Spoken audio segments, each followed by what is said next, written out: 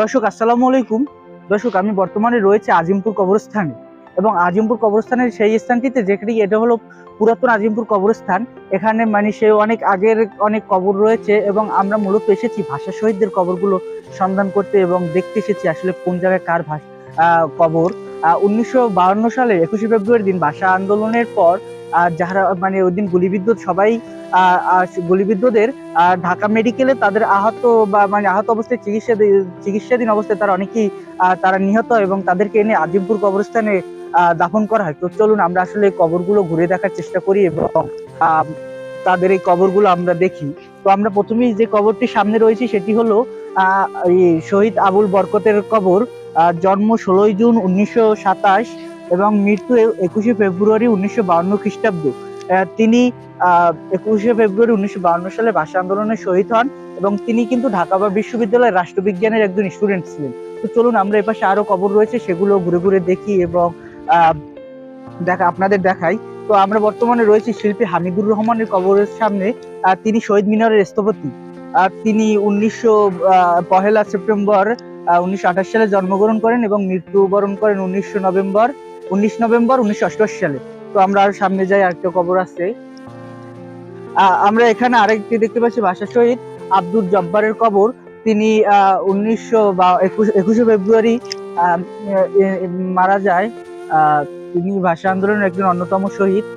আমরা সেই তার কবরের সামনে রয়েছি। আমরা এখানে দেখতে পাচ্ছি যে 21শে ফেব্রুয়ারি উপলক্ষে যে তাদেরকে সম্মান এবং শ্রদ্ধা করা হবে, তার জন্য এখানে পরিষ্কার পরিচ্ছন্নতার কাজ চলতেছে, আমরা সেটি দেখতে পাচ্ছি। তো চলুন আমরা আর একজন ভাষা শহীদের কবরের সামনে যাব। আর আপনার একটু দূর রয়েছে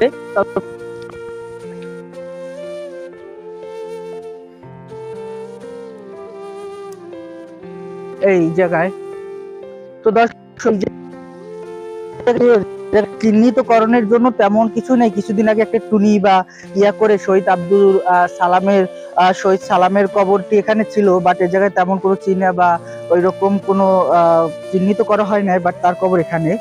চলুন আমরা ভাষা শহীদ শফিউরের যে ভাষা শহীদ রয়েছে তার কবরের সামনে যাব। তো আসলে আজিমপুর কবরস্থান এমন একটি স্থান দর্শক, যে দেখুন চারপাশে কত কবর এবং কত মানুষ এখানে চিরনিদ্রায় শায়িত হয়েছে। জীবনের শেষ মানে জীবনের এখানে কবর জীবন অতিবাহিত করতেছে অনেক মানুষ।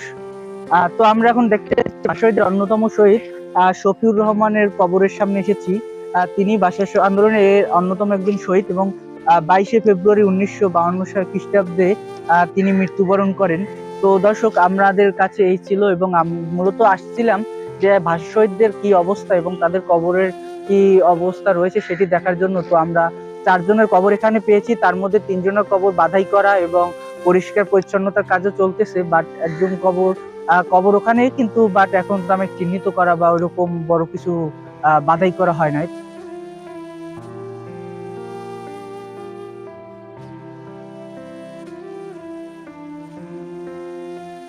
এই যে হচ্ছে আমরা মূলত এসেছি যে ভাষা শহীদদের কবর দেখার জন্য, যে এখানে হচ্ছে আজিমপুর কবরস্থানে আমাদের কতজন ভাষা শহীদদের কবর এখানে আছে, কতজন কবর বাদাই আছে, বা আমরা শুনেছি যে এখানে হচ্ছে আমাদের সকল ভাষা শহীদদের কবরই আছে, এবং ওই সময় যারা শহীদ হয়েছেন তাদের অনেকের কবর আছে, কিন্তু অনেক হচ্ছে সংরক্ষণ করা হয়েছে চিহ্নিত করে, আবার অনেকের কবর হচ্ছে এখনো খুঁজে পাওয়া যায়নি।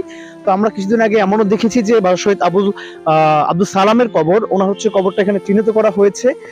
দেখলাম হচ্ছে বিভিন্ন মিডিয়া এবং হচ্ছে সিটি কর্পোরেশন এরা এসে এখানে হচ্ছে কিছু বাঁশের কঞ্চি দিয়েছিল চিহ্নিত করার জন্য, আবার আজকে দেখতেছি যে এটা নাই। তো হচ্ছে আমরা ভাষা শহীদ আব্দুল সালামের কবরটা, এটা হচ্ছে আমরা চাই যে যেমন এখানে বরকতের কবর আছে বা শহীদ জব্বারের কবর আছে, এদের কবরের মতো ওনার কবরটা এখানে সংরক্ষণ করা হোক সিটি কর্পোরেশনের মাধ্যমে। এখানে হচ্ছে যাতে আমরা এসে আমরা হচ্ছে বাসার মাসে অন্তত হলেও আমরা ভাষা শহীদদের স্মরণ করতে পারি, তাদের আত্মত্যাগকে আমরা যেন ভুলে না যাই। তো দর্শক এই ছিল আমার কাছে সর্বশেষ বা এই কবরস্থান থেকে। সবাই ভালো থাকবেন, আমাদের সাথেই থাকবেন। ধন্যবাদ।